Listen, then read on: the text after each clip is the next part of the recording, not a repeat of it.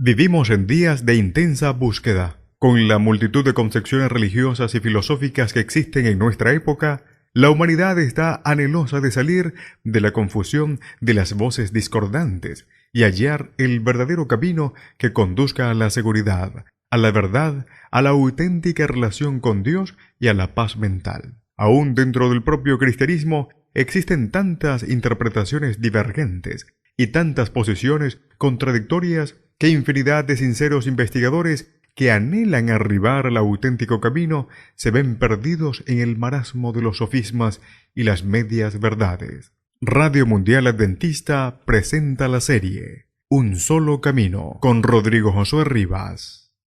Nos alegra mucho que escuches esta serie Un Solo Camino. Hoy, en el tema número 6, el cristianismo, una religión de libertad. Oremos. Padre bueno, queremos ser libres.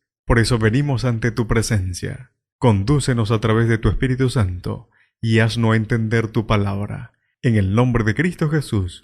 Amén. Numerosas personas consideran que el concepto de libertad, igualdad y fraternidad nació con los filósofos políticos del siglo XVIII. Se propagó mediante sus obras y culminó con la Revolución Francesa, el golpe inicial que fue derrocando el sistema despótico del absolutismo en un país tras otro. La verdad es, sin embargo, que estos principios se originaron 4000 años antes de Cristo y se hallan expresados en la Biblia en forma reiterada, tanto en el Antiguo Testamento como en el Nuevo. Ellos encuentran su manifestación suprema en la vida y en la doctrina inmortal de Jesús de Nazaret. Si esto es cierto, como tendremos ocasión de demostrarlo, puede afirmarse que otra de las características que hacen del cristianismo una religión única, extraordinaria, es el hecho de que el Evangelio es una religión de libertad. No solo esto, sino que es la fuente primigenia de la libertad, la igualdad y la fraternidad. El instrumento fundamental del cristianismo, la Biblia, afirma que cuando Dios formó al hombre, la corona de su obra creadora lo hizo a su propia imagen y semejanza moral e intelectual, dice el libro de Génesis, capítulo 1, el verso 26 y 27. Es decir, que implantó en su naturaleza ciertos atributos que lo distinguen de todo el resto del reino animal. Entre tales rasgos figuran la libertad y la responsabilidad. Desde su creación, Adán y Eva tuvieron libre albedrío, fueron dotados de la facultad de elegir o decidir, y podían resolver libremente cumplir o desobedecer la ley moral de Dios. La obediencia voluntaria entrañaría felicidad, bendiciones y la vida permanente. Podían, sin embargo, haciendo uso de su libertad, desobedecer y violar la eterna ley moral de Dios, y ello entrañaría la pérdida de su felicidad, el deterioro y la desorganización de una vida pacífica y moral, y por fin la muerte.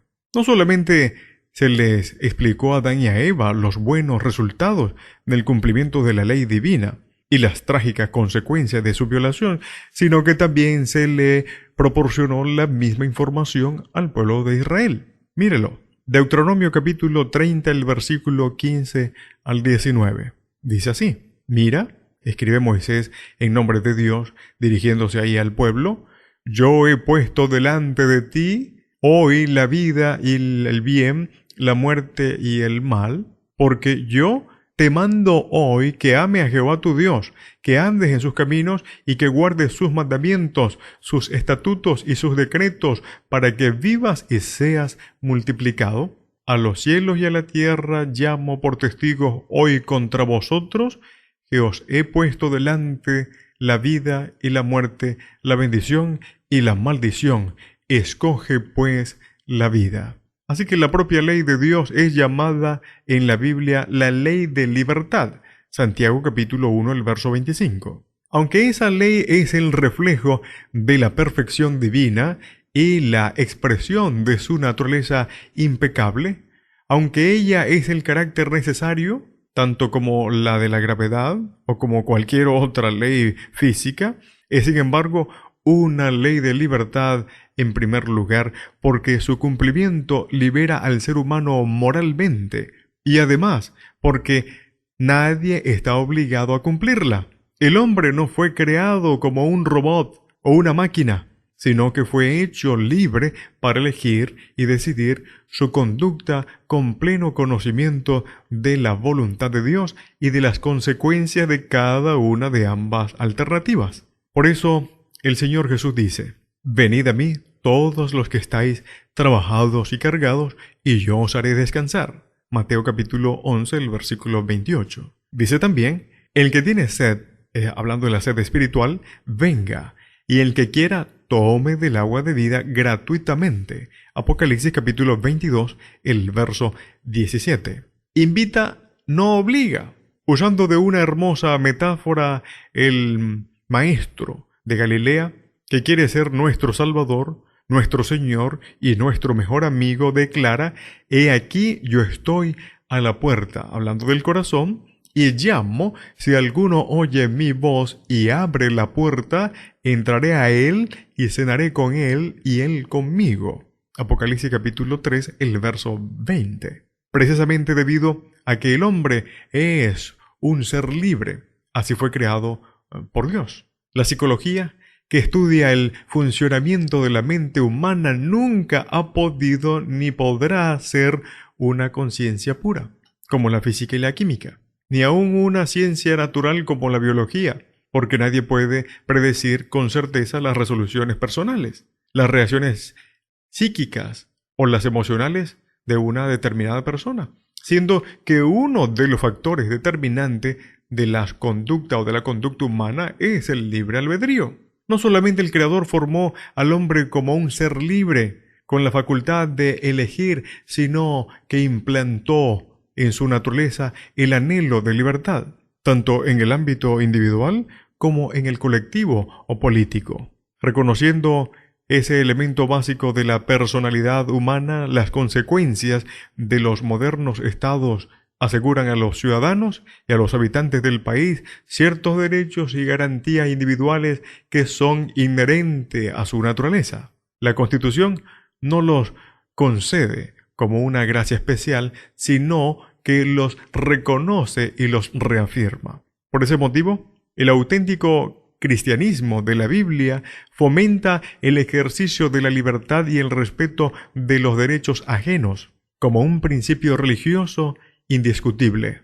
Y algunos de los países más progresistas de la Tierra, cuyas constituciones se han inspirado en los inmortales postulados de la Biblia, han sido a través de los años los grandes baluartes de la libertad desde su propia fundación. A sus playas generosas han acudido los hombres y mujeres perseguidos por ideas religiosas para ampararse en el abrigo de la libertad.